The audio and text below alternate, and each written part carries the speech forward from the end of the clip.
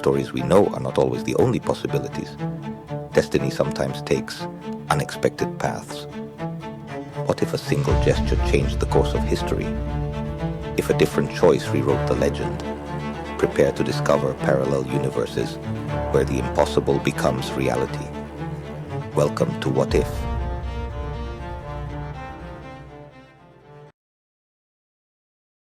What if Bilbo had never found the ring? The story we all know began deep within the Misty Mountains when a lost hobbit stumbled upon a ring that was never meant to be found.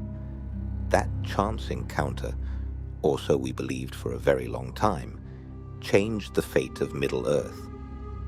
But what if it had never happened? What if Bilbo Baggins had never found the ring? What if the creature who possessed it, Gollum, had kept it hidden in the darkness, far from the eyes of Sauron, and from the eyes of the wise? This is a world where the Shire holds no secrets, where Frodo lives in peace, and where Gandalf, troubled by rumors of a growing power, begins a very different search, a silent hunt, a race against time between Sauron's Nazgûl and a handful of men led by a wizard and a ranger. Both sides seek the same thing, the creature who carries the ring. Both need it. Only one can reach it before it is too late. This is the story of what never happened, or of what could have happened. Prologue. The Hollow in the Darkness. The Misty Mountains rose grey and eternal, wrapped in a cold so constant it seemed to drink the light itself. Within their depths, where stone crushed stone and silence weighed heavier than air, something stirred. Something that should not have been disturbed. There, in the damp blackness of a forgotten tunnel, a misshapen creature whispered. It spoke to itself. It spoke to its treasure. Its long fingers caressed a golden circle, dulled by time, and its great, nearly blind eyes gazed upon it as one might gaze upon a dead star. The ring had not been found, not by hairy hobbit feet, nor by the greedy hands of dwarves. It remained there, in the dark, wrapped in the rot of a body that had once been a hobbit, and was now nothing at all. Gollum never lost his precious. There were no riddles in the dark, no furtive steps, no desperate escape. Bilbo Baggins, though lost in the goblin tunnels, never crossed paths with the creature. He was rescued by his companions and by Gandalf before fate could turn. And so the ring continued to rest, waiting or whispering, corrupting. The creature loved it with a sick, consuming passion, and the ring fed upon that love. It kept him hidden, not out of compassion or strategy, but because the time had not yet come. There had been no call, no command, no master, only darkness. But the shadow was growing in the east, and the eye, still without a lid, was beginning to look. Soon, the entire world would know that something was coming, and that in the cracks of a forgotten world, a power too ancient to remain hidden still endured. Chapter 1. Echoes from the East. The eastern wind carried a metallic, bitter scent, as if the land itself were exhaling its anguish. Winter had not yet come, but something colder than ice stalked the roads. Something ancient, something many no longer knew how to name. South of Mirkwood, among crags and ravines, a shadow rode beneath the cover of trees. Strider, ranger of the north, guided 4 of his own along seldom used paths. They had been following a rumor for days, not one born of frightened peasants or travelers, but something far more serious. Nazgûl. Someone had seen them crossing the river Kelduin at dusk. They did not call out. They did not announce their passing. They simply moved forward, like shadows that could smell blood. That alone was reason enough to act. The Rangers laid an ambush east of the Anduin. A small band of orcs crossed the land cautiously, careful not to raise dust. The attack was swift and lethal. 3 fell before they could draw steel. 1 was wounded and captured. They bound him to a tree, and beneath a dim light, tore the truth from him piece by piece. Why are dark riders in the north? What does your master seek? The orc laughed through spit and broken teeth. It's not war. Not yet. Then what? He seeks something. Something that was stolen from him. What thing? Where? The orc hesitated, then muttered, "A creature. The slippery one. It carried it. It's treasure. He wants it back." No one fully understood what it meant, but they understood enough to know it was no coincidence. Orcs in the north, Nazgûl on the hunt, and something, or someone, being pursued with unusual urgency. "I must take this to Gandalf," Beren said, wiping his blade clean. "Do so," Strider replied, eyes fixed eastward, "and do not delay. If the wraiths are riding, every day matters." Beren departed that very night. He crossed frozen lands, forgotten valleys, and rivers wrapped in mist. He slept with a damp cloak, ate when he could, and avoided open roads. What he carried was not a message. It was a warning. Gandalf received him in the lowlands, beneath rain that tasted of ash. "What have you seen?" "Nazgûl," Beren said, his voice ragged with exhaustion. "One of our own saw them cross the Kelduin at dusk. They did not attack, did not speak. They just rode, as if scenting something. That's what made us move." Gandalf frowned. "And the orcs?" "We found them near the southern pass, patrolling. We ambushed them. One survived. He didn't know much. But he spoke of a creature. The slippery one, he called it, said his master wants it back.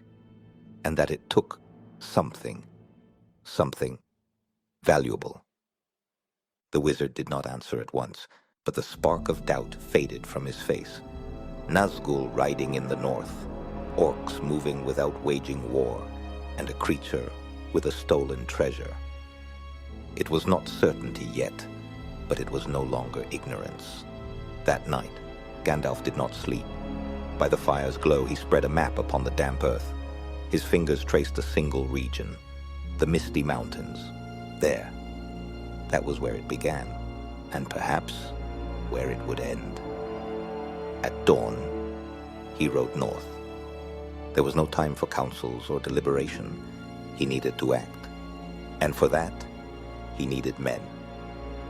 Faithful shadows among shadows, rangers. He needed Strider and his kind. Chapter 2. Faithful shadows. The fire barely resisted the wind's assault, but Strider did not move. Seated on a rock, cloak soaked and brow furrowed, he watched the flames as if seeking answers in the crackling wood. Beside him, planted in the ground, his sword, not out of need but conviction. Beren's report had already reached Gandalf. The wizard would move, of course, but his path was that of the wise, not the trackers. Strider, however, could not afford to wait. If the Nazgûl were riding in the north, if orcs spoke of a slippery creature and a stolen treasure, there was no time to lose. It was time to gather the company. The first was Halvar. Strider found him among the crags of Nenwial, watching over an old trade pass turned bandit nest. A tall man, graying hair, eyes hard as granite. Few words were needed. "Spectres have been sighted in the north." Halvar only nodded. "When do we leave?" Next came Mardil, the youngest of them, at the edge of Barad-Erain village. He was watching the graveyard. By choice or by fear, he never said. His eyes were lively, his soul still unscarred, quick, talkative, and loyal to his last breath. When Strider explained the mission, Mardil smiled as if he'd been given the best news of the month. "A hunt in cursed lands? I'm in." LOTR was found in an old abandoned tower in the Chetwood, alone, always alone. No one knew if he slept, ate, or spoke to anyone but himself. He was the finest tracker in the north, and the most unsettling. His face looked as though rain itself had carved it. He asked no questions. Strider gave him a sign. Lothar nodded, and left that very night. The last was Dervan. Strider found him drinking in a quiet inn, boots on the table, beard caked with dust. He had fought on the southern borders, and still carried the smell of dried blood in his clothes. Rough, but reliable, like a chipped axe that still bit deep. "What are we hunting this time?" he asked without rising.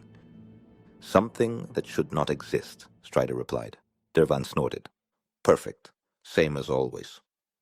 A week later, in a hidden clearing among the hills, 5 figures stood by the fire. None spoke much.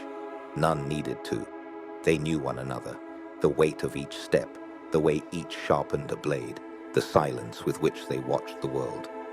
Strider spread a map upon a moss-covered stone. "All we know is that someone wants it, that it carries something valuable, and that we cannot allow them to find it before we do." Mardil broke the silence. "And if they do?" Strider raised his eyes. "Then something worse than war will come, and we will not be ready." That night, before sleep claimed them, the men exchanged quiet words by the embers. "What drives the spectres?" Halvar murmured, honing his knife. "Who commands them, if the enemy was defeated generations ago?" "Perhaps he was not defeated," Lothar replied, eyes fixed on the sky. "Perhaps he only hid, and now remembers the way back." "Sauron?" Mardil whispered. "Don't say his name." Dervan spat into the fire. "Fear won't stop him." Strider said nothing, but the fire reflected in his eyes a truth none dared to voice. Far from there, beneath a starless sky, Gandalf rode alone. The forest opened and closed before him like a wound. His mind found no rest. The pieces fit too well. Ring wraiths in motion, orcs acting on precise orders, and the memory of a name never spoken aloud. If the Nine ride again? If Sauron seeks what he lost? Perhaps it was never destroyed. Perhaps it only waited. And now, at last, it was moving again. Chapter 3. The Thing That Never Let Go. Beneath the earth, where neither light nor birdsong dared enter, a creature slid between damp stones like a shadow that had yet to choose its shape. Bare feet made no sound. Pale, oversized eyes saw more than they should. And in its hand, nearly always clenched, nearly always trembling, it gripped its treasure. The ring, the one it never lost, the one that never abandoned it. Gollum crawled through tunnels of his own making, whispering, growling, hissing to himself. Sometimes he laughed. Sometimes he struck his head against the stone. Sometimes he sang dreadful songs no one else knew. They don't want it, no. They can't take it from us, no. It's ours, our precious. The ring spoke to him, not with words, but with hunger. It fed him dreams, stretched his life, hid him from the world, and in return fed upon him, his memory, his name, everything he once was. The double voice remained. Smeagol begged for rest. Gollum silenced him. The ring bound them together, like a golden shackle.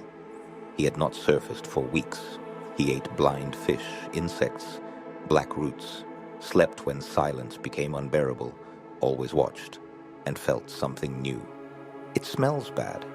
Yes, smells of old things, of bones with eyes, of horses that don't eat, of dead breaths.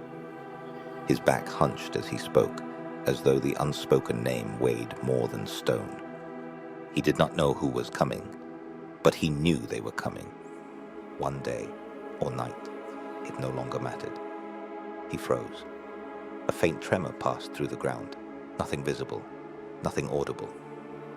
But the ring trembled with it. His eyes flew open in fury. No, they won't take it. Not this time.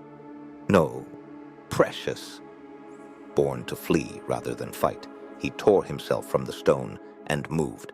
slipped through a crack barely wider than his torso, through passages forgotten even by maps, across a subterranean lake where silence was so deep memories seemed to speak.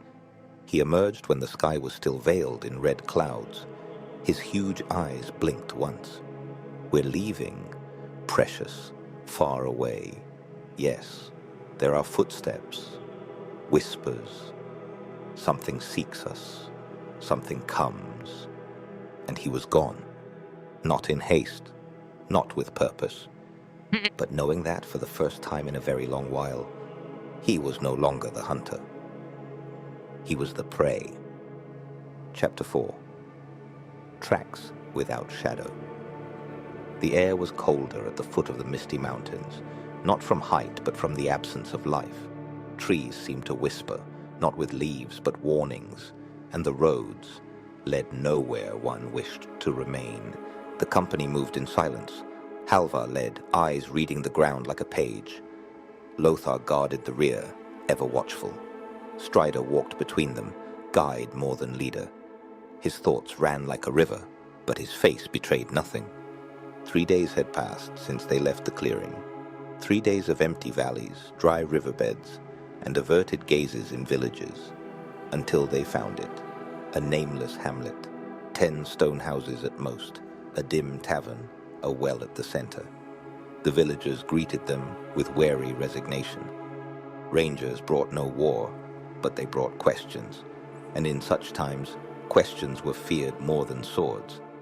He vanished 2 nights ago, the innkeeper said, polishing a dirty mug yet again. Youngest lad in the village, went to the river at dusk, never came back. No one saw anything? Strider asked. The man shook his head. No, except old Manel. But no one believes him. Always talking to trees, that one. Menel lived in a crooked hut, half swallowed by forest. His beard was white, but his voice still sharp. It wasn't a wolf, nor a bear. It walked without weight, as if it didn't want the earth to see it. I saw it, or almost did. Where? Lothar asked. By the river, among the roots. It stood still, a long time, as if waiting for the water to tell it something. What did it look like? The old man smiled without joy. It was hungry, even though it never opened its mouth. That night, Strider knelt by the river. Lothar crouched beside him, fingers brushing the mud. There were marks, but not tracks, more like the memory of a footprint, too light, too old. This is no man, Lothar murmured. Nor an orc, Strider added. Then what? Something that learned to hide even from the wind. Halvar, a few paces away, suddenly looked up. There's something else. What? A trace of cold. In the air. As if something unseen passed through. And life stepped aside. Strider rose slowly. We're not hunting a beast. Dervan spat on the stones. I figured. Beasts don't choose. This does. And it'll keep choosing as long as it keeps slipping away. That night, as the company slept by the river, Strider stayed awake. It wasn't fear, it was certainty. They were closer. But they were not alone. Chapter 5. The Echo of the Lost.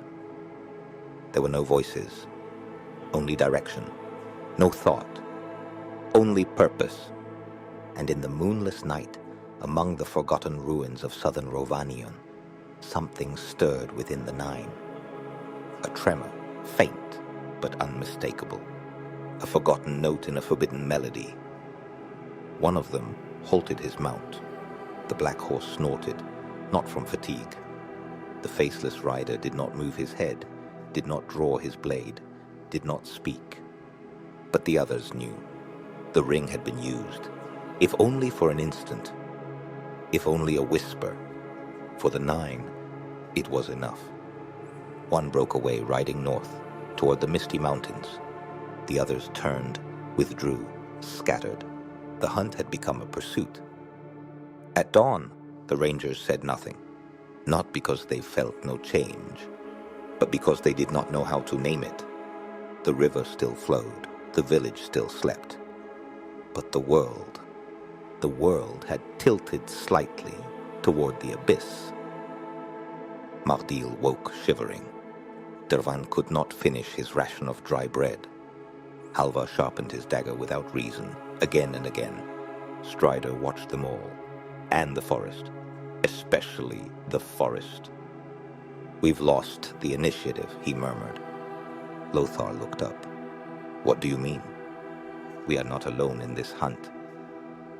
Many valleys away, beneath a natural cavern whose walls stank of ancient mold and rotting roots, Gollum trembled. Not from cold, not from hunger, from foreboding. The ring lay upon his chest, hanging from a black, greased cord. It still vibrated, as if remembering what it had done. Stupid, precious. We were stupid, yes. Just a moment, just a whisper. We didn't want them to see, no. But the child screamed, yes, and then nothing. He crawled like a dying insect, striking his brow against the stone. Now they know, the ones who smell death, the ones who never blink. The ring did not answer. It never did. But he knew. He was no longer fleeing. He was being hunted. The Nazgul rode day and night without rest. He did not seek roads. He did not avoid eyes. The world could not stop him. The air grew colder where he passed. Crows fell silent. Time itself seemed to slow. And in his nameless silence, in his incorporeal essence, there was only one thought. One. It is close. Chapter 6. Where Fear Sleeps. The forest did not speak, not wind nor water. Only the occasional crack of dry branches beneath boots reminded them the world still turned. The five moved in single file, spaced apart, without words. The sun barely pierced the canopy, and still the cold lingered. A thick silence surrounded them. Halvar found it first. Here. Strider approached. The body of a deer lay beside a shattered thicket. Not torn, not bled dry. No bite marks, no visible wounds. Only eyes wide open. Mouth the same, as if it had died trying to scream. "What happened to it?" Mardil asked. Halvar knelt. "It didn't fight, didn't flee. It just fell." Strider crouched and touched the soil. There are tracks, light, shallow, but not hooves, nor claws. "Then what?" Dervan asked. "Someone who does not wish to be found." An hour later, they stood before a rocky formation like a narrow throat. Moss nearly sealed its entrance, as if the world had tried to bury it beneath centuries of indifference. At its base, a fissure led into shadow. "Menin Pass," Lothar whispered, "used by southern men in the Angmar Wars, for smuggling, for escape." "Recent passage?" Halvar asked. Strider pressed his palm to the stone. It was warm. "Yes," he said at last. "Not long ago. Far away, in a clearing where sunlight never fully fell, the Nazgûl stopped. Not from weariness, but because something had changed. The scent was gone. The ring had fallen silent again. Yet its echo still vibrated in the ground, like a freshly plucked string. The wraith's fingers closed around his weapon's hilt. He was close. He did not need eyes. The world itself showed him the way. Gollum slept beneath the earth, wrapped in moss and mud.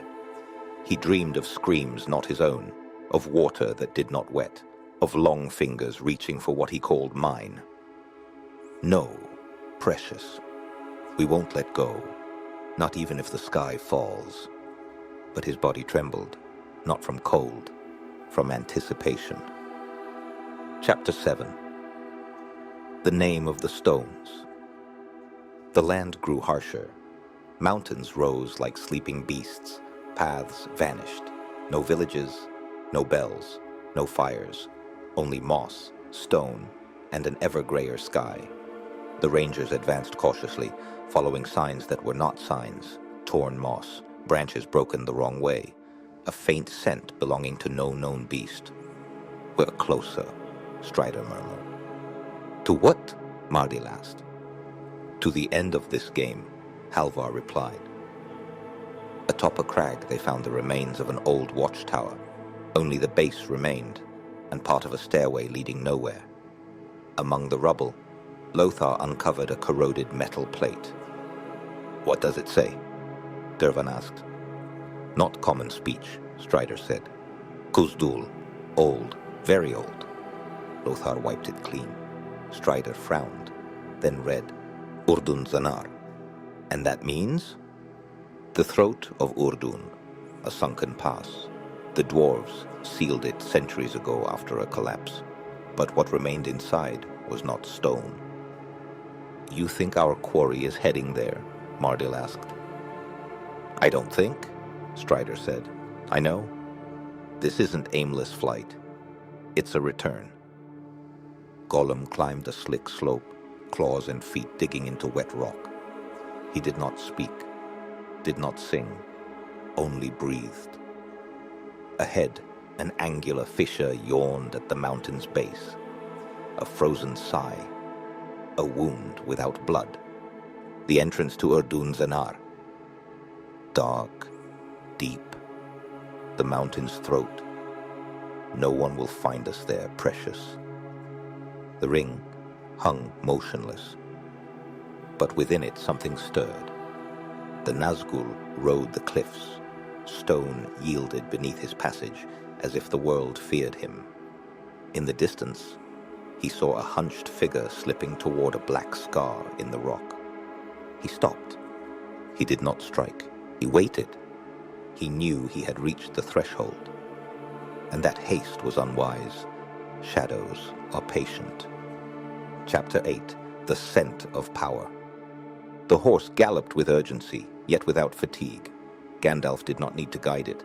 It was as though the land itself urged him eastward, toward the grey slopes of the Misty Mountains. He had been riding for days without rest, not by sign nor by map, but by a certainty that was not yet certainty. He had parted from Strider's company weeks before. While the rangers followed the trail with feet and eyes, he chose the path of knowledge. He visited abandoned libraries, spoke with hidden sages, read dusty and forbidden texts. Ancient words spoke of the enemy's will, not of his body, but of his purpose. And that will always pointed to the same thing, to reclaim what had been taken from him. They did not name it. None dared. But Gandalf thought it more than once. What if the ring was never destroyed? The night before, in a forgotten hut in Eregion, he felt something. It was not a sound, nor a light. It was pressure, as if the sky folded a little closer upon the earth. The hearth fire died. Shadows clung to the walls. And for a moment he felt that something was watching him. Not a person, not a creature, a power, an eye without a lid, an intention without shape, a hunger without voice. Gandalf did not speak the name, but he thought it. Sauron has opened his eyes, and if that was true, if the Nazgul had already been sent, then it was not merely to spread terror. They were searching for something, and among all the things that could justify such a move, there was one that made his throat go dry at the thought of it. The ring. That night, resting in a silent clearing, Gandalf wrote a single word in the damp earth with the tip of his staff. Urdun Zanar, a sealed place, forgotten, abandoned by the dwarves, and perhaps, for that very reason, the perfect place to hide something that does not wish to be found. "I do not know if I am too late," he murmured, "but I cannot lag behind." He mounted once more and rode north, gaze fixed, heart racing. Chapter 9. Beneath the Mountain. The fissure Gollum had found was no ordinary entrance. It was an ancient wound, a mouthful of darkness still breathing dust and silence. He crawled through it with the ease of an old rat. The walls brushed his shoulders and back, damp and warm like diseased flesh. The stone whispered things, Not with words, but with memory. He had been here before, or somewhere like it. Perhaps in dreams, perhaps in screams. Udunzanar, he babbled, not knowing where the name came from. The cavern opened into multiple levels, sunken halls, broken columns, fractured ceilings, a fortress not conquered, but surrendered to its own weight. Gollum moved without clear direction, yet with animal purpose. He sought stagnant water, a hollow to sleep in, corners to hide should the others, the ones who would come, draw near. He did not know who hunted him, but he knew. The ring hung at his neck, as always, yet something had changed. It did not burn, it did not shine, it did not move, but it was awake, and Gollum felt it, like a gentle pressure at the nape of his neck, like a thought that was not his own, like a promise or an order. No one will take it, no precious, no one. Here we're alone, yes, alone and safe. But his hands trembled. In one chamber, he found the remains of a stone table. Upon it, the corroded remnants of dwarven tools, rusted by centuries of neglect. And on the table, bones, not large, human, or nearly so. They came too, yes, searching for something, searching for what they shouldn't. He withdrew into a side chamber. He lit no fire. He did not fully sleep. He curled against the wall, hugging his own body. The ring hung upon his chest, and then he felt it. Something moved outside. Not in the tunnels, beyond. They were not footsteps. It was a shadow, a crawling intention. No, no, no, no, not the black ones. Not here, not now. But denial came too late. The ring had brought him here. And now it was calling. To everyone. Chapter 10. Shadows Beneath the Stone. The entrance to Udunzanar swallowed the light with almost deliberate slowness. The air grew heavier with every step, as if the mountain itself were breathing against them. Strider led the way, torch in hand. The flame was weak, dancing strangely, as though unwilling to touch the walls. "It doesn't smell sealed," Lothar whispered. "It doesn't smell of anything," Halvar replied. "That's worse." They descended a vaulted passage, upheld by dwarven columns coated in ancient lichen. Everything lay in ruin, but nothing felt empty. There was a presence, as if every stone remembered having witnessed something that should never be told. They turned a corridor, and the air changed. More humid, more alive. Mardil raised his arm. "Do you hear that?" A drip, then a scrape, then a crack.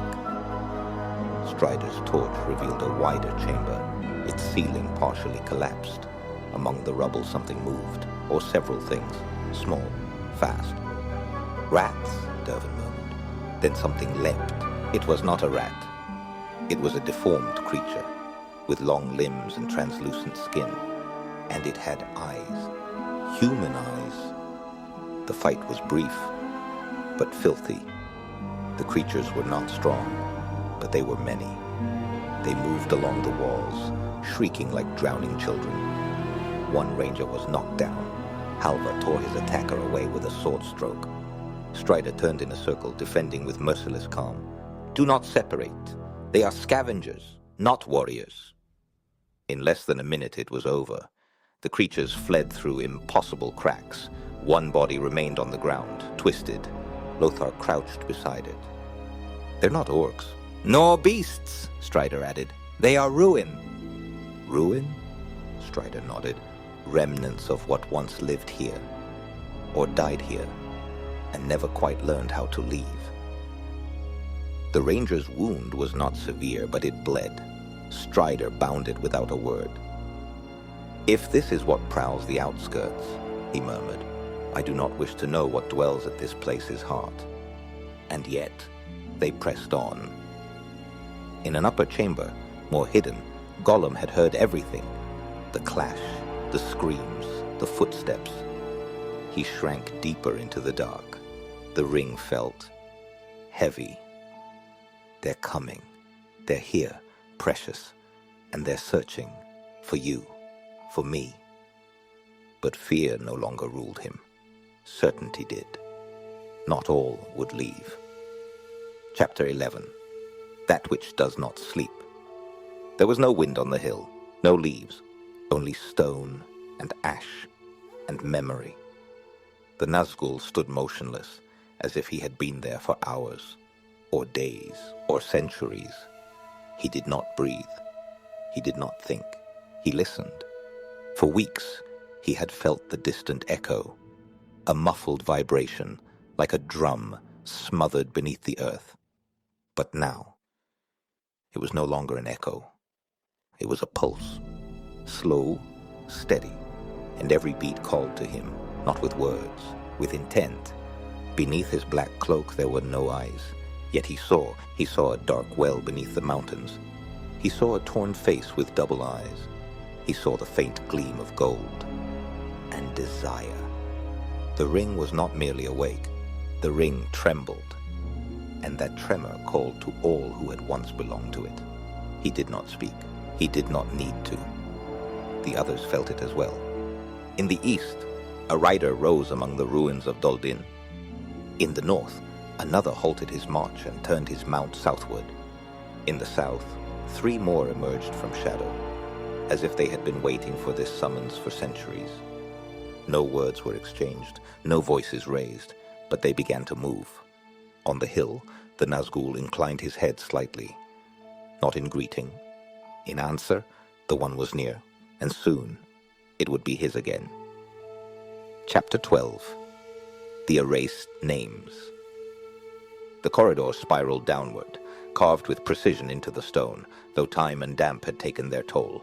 The walls were coated in grey moss. The air smelled of dead iron. Strider stopped when his torch touched something other than rock. "Here," he whispered. A great black slab dominated the front wall. Tall, wide, covered in dwarven inscriptions. LOTR stepped closer. "This isn't pure Kuzdul," he murmured. "It's ancient, archaic." The company fell silent. Strider raised the torch and slowly traced the surface with light. The inscription had been carved with care. Beneath dust and lichen, shapes emerged. A sealed door, a hooded figure, and a circular symbol split in 2. "Can you translate any of it?" LOTR frowned. "Very little. The stone speaks of an exile and of a pact. It says, the dwarves of this stronghold were not defeated, but sealed away. That something was brought here from the far north, and that the mountain must never be opened." Strider drew a deep breath.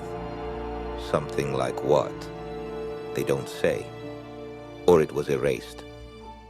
LOTR ran his hand along a line chiseled out. "Not by time, by will."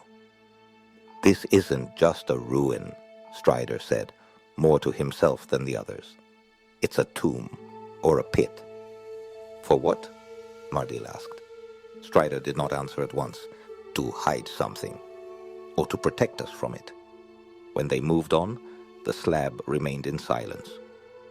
But behind it, buried in stone, something breathed very slowly. Chapter 13. A voice in the stone. Gollum had not moved for hours, or days. Time was no longer a thread. It was a web. He hid in a fissure beneath the rock, near a dry conduit where water once flowed through the mine. Now there was only old mud, dark moss, and the smell of sick stone. He was not hungry. He was not tired. He had only the ring. He stroked it with trembling fingers, as if afraid it would dissolve into air. He had worn it at his neck, on his finger, against his chest. Now he held it between his palms, as if it were a sleeping animal. "Hush, precious, hush. We're fine here, yes. No one finds us. No one touches us." But it was not true. The place wrapped around him. not with warmth, but with stillness. A stillness that was not peace, but waiting. Urdun-Senar had memory, not thought, not will, but echo, a muted heartbeat, as if every stone knew something dark had been buried here and never fully destroyed. And the ring listened. Gollum felt his thoughts slipping away, not from fear, but because they came from elsewhere. Run. No, stay. Tear it off. Hide it. Show it. They were not voices. They were impulses, as if the stone whispered to the ring and the ring to him. He tried to move away, crawled down a side tunnel, slipped beneath a broken arch, reached a chamber beyond the reach of torchlight, but he could go no further. The ring grew heavier, not in weight, in soul. He collapsed to the floor, gasping, though he had not run, eyes shut, clutching the object to his chest. It's safe here. We slept here before, yes. When they hunted us. Here they don't find us, don't see us. But for the first time, the stone did not answer. And then he understood. He was not hiding. He was contained, and the ring was no longer asleep. Chapter 14, The Echo and the Stone. They advanced in silence. Torches crackled. The air grew denser, older. Strider led, measuring each step, hand on his sword hilt. LOTR followed, tense. Behind them, the others kept a loose formation, exhausted, sweating. No one spoke. The corridor narrowed, forcing them single file. The stone here was darker, as if baked by fire. Too straight, too clean, Strider murmured. Halvar stopped. What is it? It's not natural. Dwarves don't carve passages like this unless they serve something else, something defensive. Then they heard it. A sharp crack, then another, then the roar. The ground shook. A section of the corridor collapsed, devouring stone and dust. Strider leapt back, dragging LOTR with him. Halvar and Mardil were not so fast. A slab of rock fell from the ceiling, cutting them off. Shouts, blows, silence. Halvar! Mardil! Strider hammered the wall with his sword pommel. A voice answered from the other side. We're fine, just... we can't go back this way. Then Dervan's voice rose, strained. I'm alive, but my leg, it's trapped. Strider pressed his hand to the cold stone. Can you move? I'll try, but I can't follow you. I'd slow you down. And that can't happen now. A heavy silence. Go on, Dervan added, voice tight but firm. Finish this. Don't stop for me. LOTR bowed his head. Then Halvar spoke again, lower. Strider, there's something here. On the sealed side, darkness was almost solid. Mardil raised his torch, but the flame lit no more than an arm's length. What do you see? Nothing, but I hear something. A pause. A whisper? LOTR shuddered. What did he say? He says he hears a name. Strider turned slowly. Whose name? LOTR did not answer. He whispered, his own. Inside the wall, Halvar broke into a cold sweat. The stone was calling him. Not with words, with memory. And deep within the mountain, something recognized his soul, as if, upon entering, he had ceased to be only a man. Let's go, Mardil said, voice breaking. I don't care what we're looking for. This place doesn't want to be found. Halvar did not move. I think it does. What? It's letting us pass. Those it wants to see. Miles away, the Nazgûl lifted his head. The echo had changed. Chapter 15, The Shadow That Does Not Call. Gandalf descended a forgotten gallery, spiraled into the rock. He had found the hidden entrance in a side ravine of the mountain, sealed by collapse and time. Only clues read in the manuscripts of Tharbad allowed him to recognize the stone pattern. Now, after hours of descent, He knew he was close. He was inside Urdun Zanar. His staff cast a muted light. The stone pressed against his thoughts, as if knowing he was unwelcome. But it was not his steps that guided him. It was certainty, not a premonition, but an invisible confirmation. The one was not lost, and someone was using it. Not with power, with fear. But that was enough to awaken ancient echoes, and the echo now answered. "I must warn them," he murmured. Strider, his men, anyone who had not yet seen what he had. But time was slipping away. They were no longer moving toward the ring, but toward its will. In another chamber, Gollum panted. The pressure on his chest felt like stone. He no longer knew whether it was the ring or the mountain. Sometimes he thought they were the same. He had stopped moving, not from strategy. From exhaustion, the one whispered, not with voice, with images, with the certainty of discovery. He wanted to flee, but there was no direction, no up, no out. Above, LOTR and Strider descended an ancient rusted metal stair. "Do you feel that?" LOTR asked. "Yes," Strider replied. "The stone isn't still." "A tremor?" "No, it's not moving. It's listening." "To whom?" Outside the mountain, beyond footsteps, cloth, torchlight, something else descended, not by stairs, not by tunnels. Through the fissure, the Nazgûl did not follow paths. They broke them. They did not speak, they did not touch, but they advanced. 7 shadows, and one more yet to arrive. The mountain felt them, and did not resist. Gandalf stopped, not from fatigue, but from the final sting of truth. The one was near, and with it, the end of easy choices. Chapter 16. Echoes in the Dark. The gallery was lower here, like a stone throat crawling through the mountain's entrails. Halvar led, sword in one hand, torch in the other. Mardil followed in silence, limping more with each step. The trap had lodged a stone in his left leg. Every stride bit. "This goes nowhere," Mardil whispered. "It goes somewhere," Halvar replied. "Dwarven mountains don't close in on themselves. There's always another way. Or an entrance."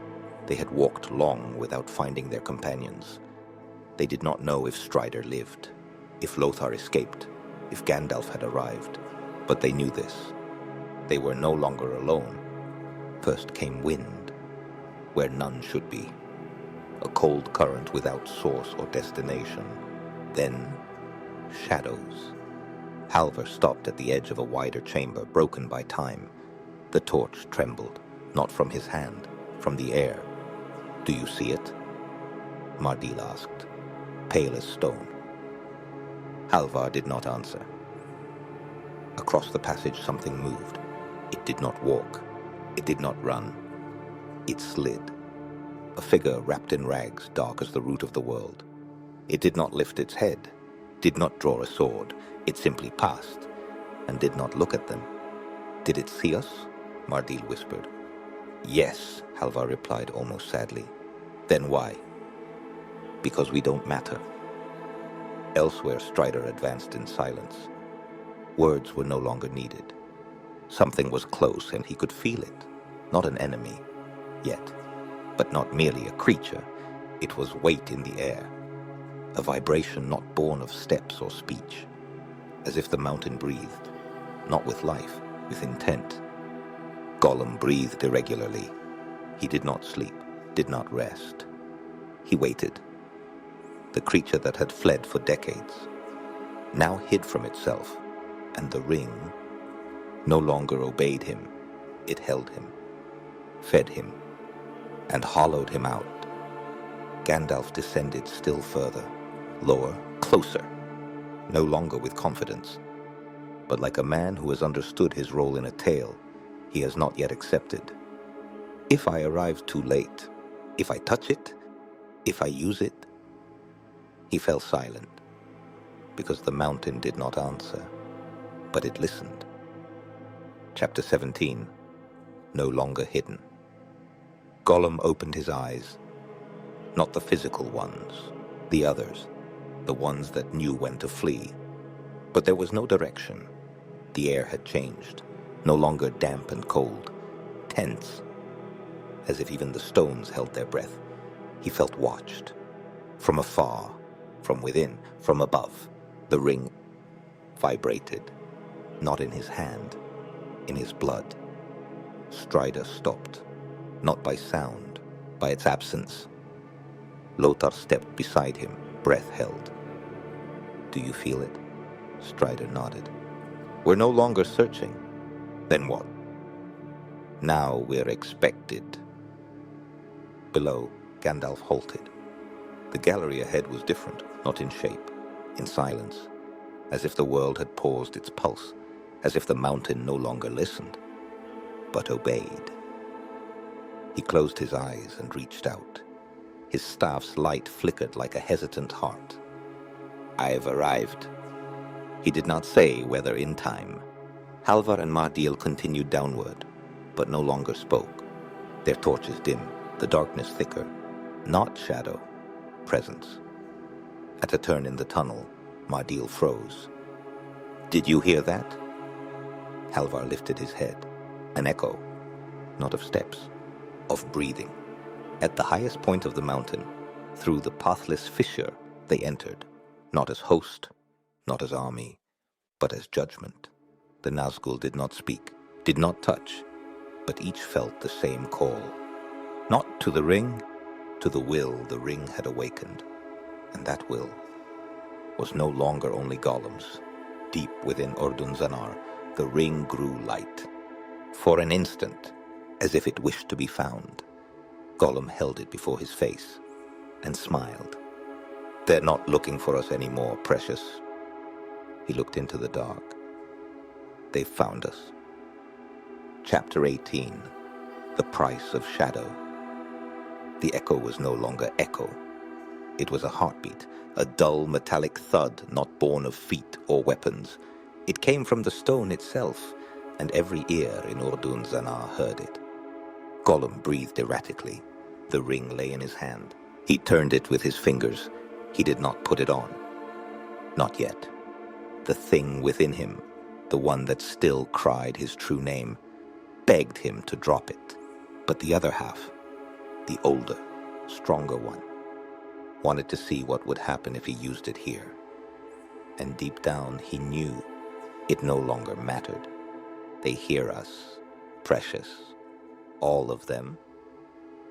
And in the dark, for the first time in a long while, he felt watched.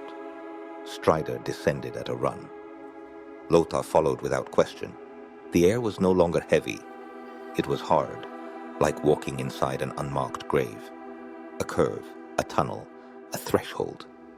And at the far end, a shadow, not a creature, not an orc. A shape wrapped in darkness, as if black were its skin. Strider drew his sword, not from courage, from reflex. "What is that?" LOTR whispered. "That which must not speak, but listens. Is it one?" Strider nodded. "One of 9. Gandalf reached the chamber where the walls ceased to be straight, a relic of the past. A horseshoe of stone opening toward a lower gallery. From there he saw, not Gollum, not the Rangers, the Nazgûl. Its silhouette cut against the mist, sword still sheathed, presence absolute. And then he felt it.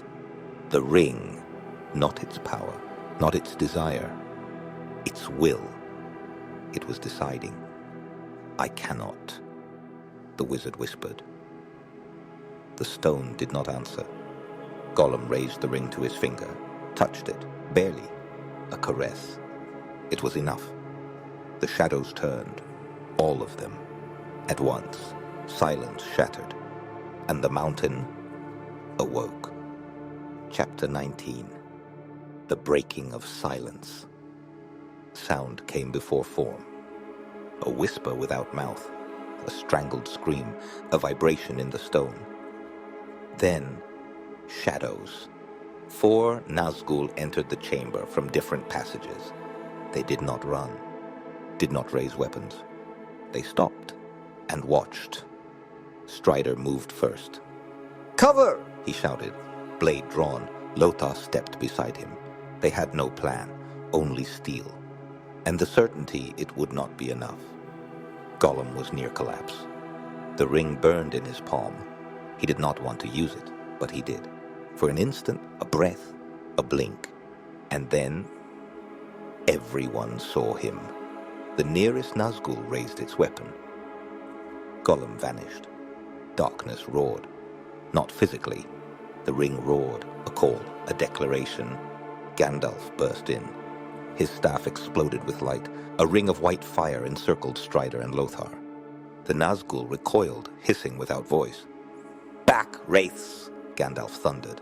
For a moment it worked. The shadows faltered. Invisible faces turned, then stopped.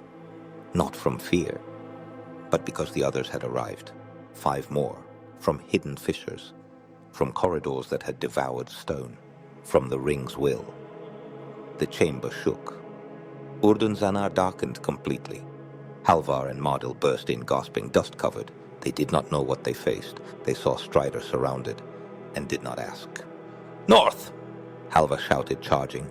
Mardil braced himself, steel trembling in his grip. There would be no retreat. Gandalf felt the shift.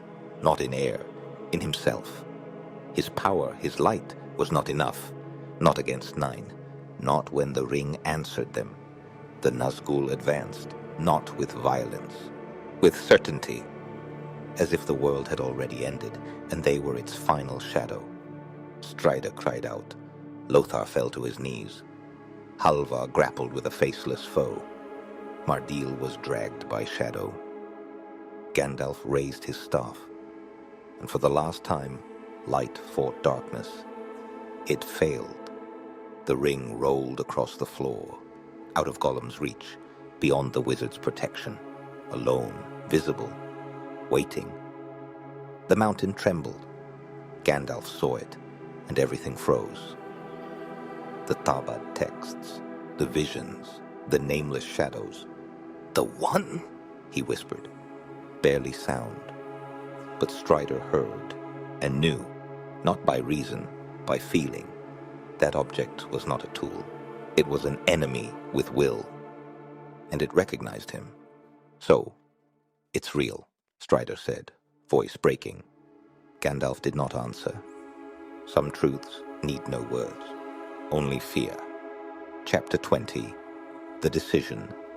The ring shone, not like a jewel, not like an object, like an answer. Gollum saw it, felt it, wanted it. He sprang from the shadows like a possessed thing. No scream, no roar. He lunged. Strider raised his sword. Too late. Twisted fingers closed on gold. Then, white light stopped him. Not an explosion, not a wall. An invisible barrier, born of Gandalf's staff. Gollum collapsed like an empty sack, trembling, weeping, whispering nonsense. "It's mine. It was mine." Gandalf did not look at him. He looked at the ring, only the ring. The Nazgûl had not retreated. 8 still stood. 1 lay shattered among the rubble, undone by Istari light. The rest did not fear. Strider breathed hard. Halvar's face was bloodied. LOTR held Mardil upright. "We can't win this," Strider said. Then Gandalf spoke. "I can." He stepped to the chamber's center. The ring seemed to wait, as if it recognized him. Gandalf hesitated once, a fraction. Then he took it, and in that instant darkness fractured. A ring of power rose around him. Stone vibrated. The Nazgûl screamed. Gollum shrieked and fled, slipping through cracks like vermin. He did not look back. Gandalf raised his hand, not to destroy, to banish. The wraiths recoiled. 1 fell. Another dissolved into mist. 3 fled into tunnels that no longer existed. The rest fell silent. Not destroyed, not alive, dispersed. Strider fell to his knees. The air had changed. Not cleaner. Heavier. Gandalf lowered his hand. His staff still glowed. but his face was not the same. "It's done," he said. It did not sound like relief. Lothar stared at the ring in his hand. "And now?" Gandalf did not answer. He closed his fist. And in that gesture, everything changed. Epilogue, the price. The chamber had gone still. No echoes, no footsteps, no voices. Only the subtle tremor of newly unleashed power. And stone, still warm within. Strider walked slowly toward Gandalf. Boots rang on broken ground. Sword hung useless at his side. His eyes searched for explanation. The wizard did not look at him at first. The ring remained in his hand, not hidden, not concealed, simply contemplated, like a fire that could not be extinguished. When Gandalf finally raised his gaze, he met Strider's eyes. Not anger, not betrayal, fear. Then it happened. One gesture, small, unforgettable. Strider stepped back, not by instinct, not by strategy, by fear, not of the ring, of the man holding it. Gandalf closed his hand around the metal. The world seemed to contract slightly. "Sometimes," he murmured, "salvation demands a price no one wishes to pay." He did not wait for answer, did not ask permission, did not offer comfort. He turned, and without another word, left the chamber. His steps faded, and the rangers did not follow, not from doubt, but because the man who walked away was no longer the one who had entered. High above the mountain, the wind swept ancient ruins. The gray sky offered no comfort, only certainty. The ring had not been destroyed. It had chosen, and the world did not yet know what it had lost to survive.